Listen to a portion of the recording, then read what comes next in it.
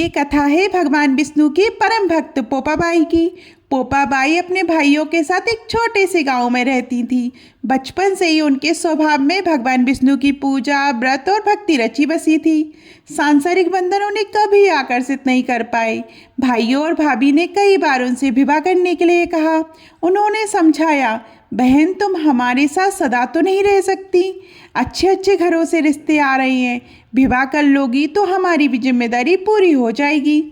पर पोपाबाई शांत स्वर में बोली, भैया भाभी मेरे लिए भगवान विष्णु की भक्ति सब कुछ है। मैं किसी सांसारिक बंधन में नहीं बंधना चाहती। मेरा जीवन प्रभु को समर्पित है। उन्होंने दृढ़ निश्चय कर लिया कि वे आजीवन अविवाहित रहकर भगवान विष्णु की भक्ति करेंगी और उसी भक्ति में संसार से विदा होंगी।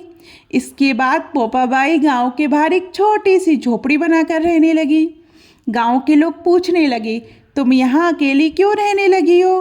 पोपाबाई बोली, मैं यहाँ भगवान की भक्ति करना चाहती हूँ। आप लोग अपनी गाय बछड़ों को मेरी झोपड़ी के पास चरने छोड़ दिया करें, मैं उनकी देखभाल कर लूँगी। बदले में जो थोड़ा बहुत भोजन बच जाए वही मुझे दे दिया करें। उनकी सरलता और भक्ति देखकर गांव वाले भी भावुक हो गए। सब उन्हें सच्ची ईश्वर भक्त मानने लगे। एक दिन उस राज्य का राजा शिकार के लिए जंगल में आया। उसे तेज प्यास लगी। जब उसने झोपड़ी देखी तो पानी मांगने के लिए द्वार खटखटाया।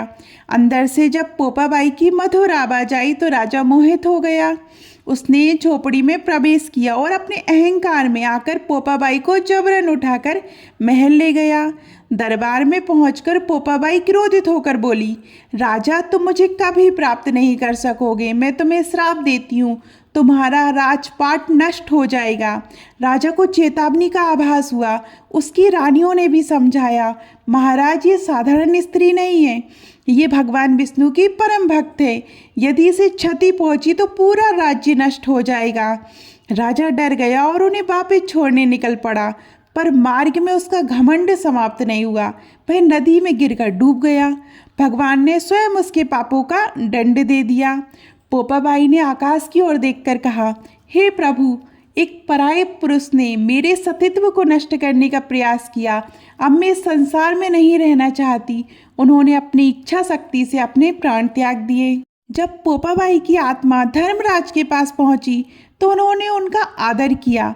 धर्मराज बोले, तुमने इच्छा मृत्यु ग्रहण की है, इसलिए बैकुंठ नहीं पर भगवान विष्णु की इच्छा से तुम्हें स्वर्ग का राज्य दिया जाता है। पोपाबाई स्वर्ग की अधिष्ठात्री बन गई। कहा जाता है जो कोई सच्चे मन से पोपाबाई के नाम का जाप करता है उसे उनकी आशीर्वाद से स्वर्ग की प्राप्ति होती है। ओम शांति। आपको ये वीडियो कैसी लगी कमेंट में ज़रूर बताइएगा और अभी तक आपने हमारे चैनल धार्मिक चमत्कार को सब्सक्राइब नहीं किया है तो ज़रूर कीजिएगा। धन्यवाद।